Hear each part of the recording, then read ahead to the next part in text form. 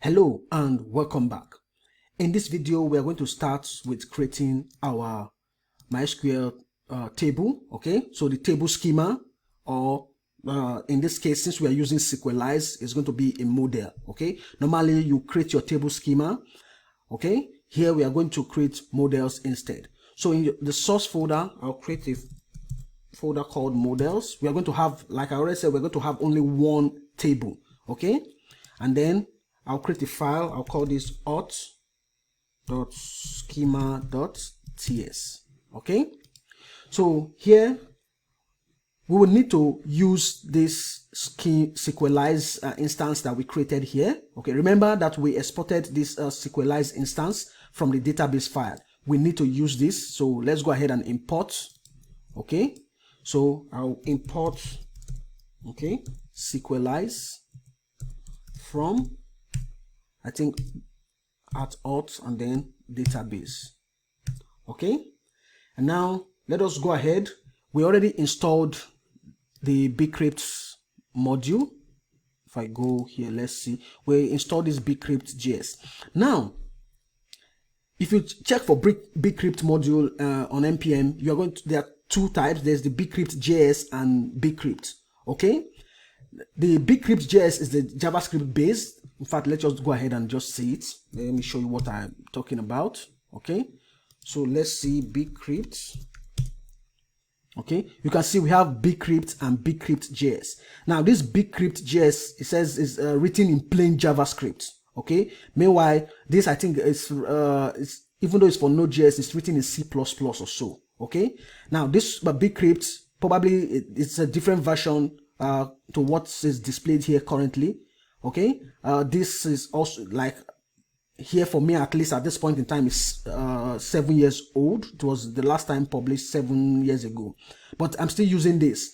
Okay, the reason is that there was an application I used this bcrypt.js, or this bcrypt. Okay, and it was giving me some issues related to Node.js. There is a Node module that it was having issues with, so I've not tried it since then, but I'm using this bcrypt.js. But the difference between these two is bcrypt.js is much more slower. Okay, bcrypt.js is much more slower than bcrypt.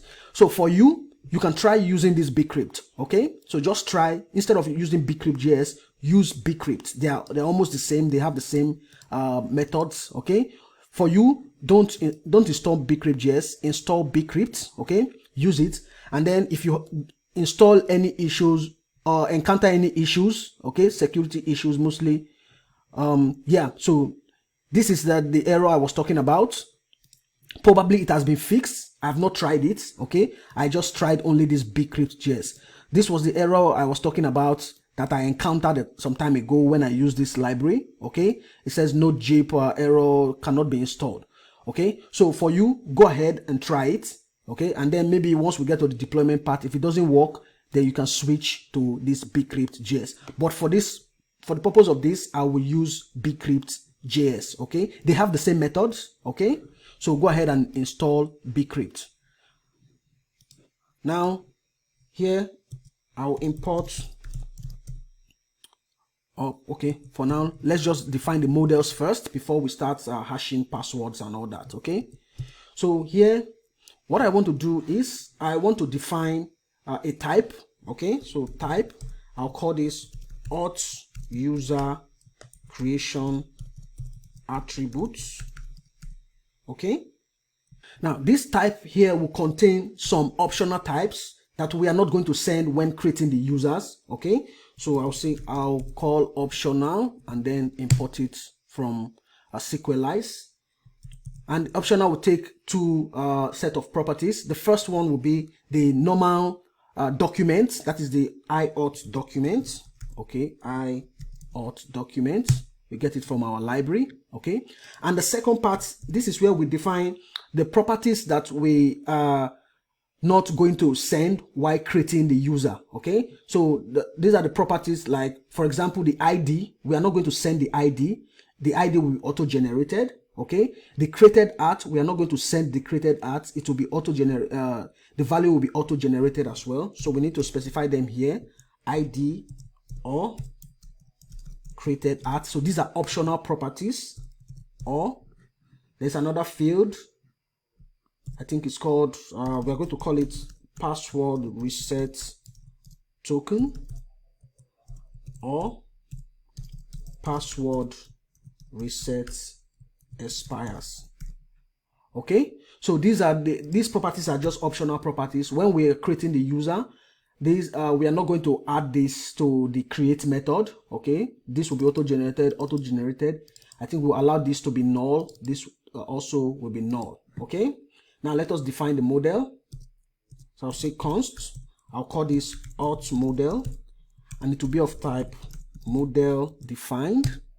And model defined takes auth document, and then we need to pass in this type. So we are basically just letting SQLite know that, okay, these properties here, they are optional properties. Okay, so we can create the table, or we can create the row for a user without adding these properties. Okay, so it has to auto generate them. Okay, and then let us use this SQLite that we imported. So SQLite dot define. Now we need to define the models. I'll call this auths. Okay, I think this is going to be our table name. And now we can go ahead and start defining the different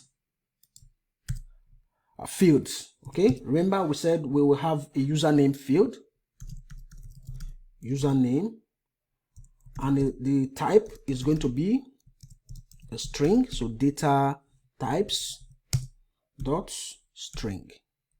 Okay, the username is going to be a string. Do we want it to be null? We'll say allow null set to false. So the username field cannot be null, it cannot be empty. Okay, then the next one, we have password. Okay, the same password type will be data types dot string, allow null to false, because we cannot allow it to be null. And then remember, we also have the profile picture ID or public ID. So profile public ID. Okay, now remember, this field is going to be the public ID that will be used to upload the profile picture to Cloudinary. Okay, so type data types dot string, and then allow null. I'll set this to false. Okay, and then let's also add the email. Okay, email will be a string as well. Okay, email will be a string, then allow null, we set it to false. Okay, and then we have some other properties like country.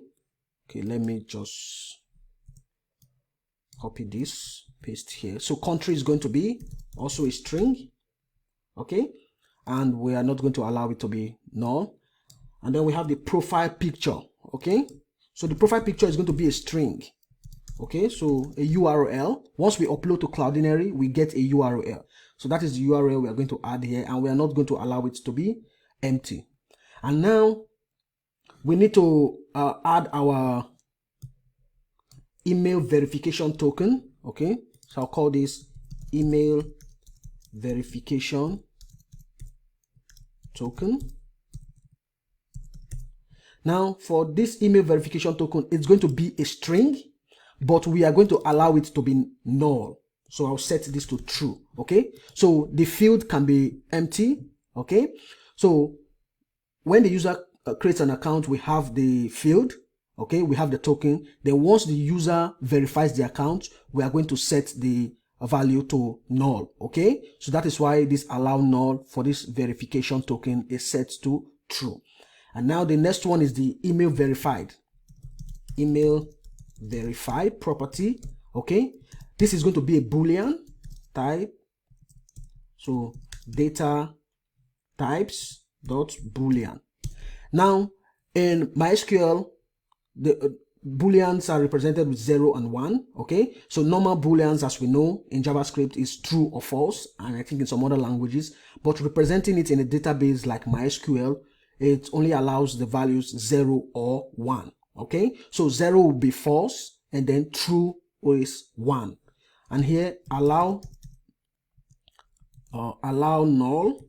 Oh, okay, I have not added a comma here. Allow null, this will be false, and we need to set a default value. So the default is going to be, default value is going to be 0. Okay, so 0 means false. That means the user has not verified their account. But when the user verifies their account, we are going to update this value to 1. 1 means true. Okay, and now for the created at property, we are going to also have a default value. So created at.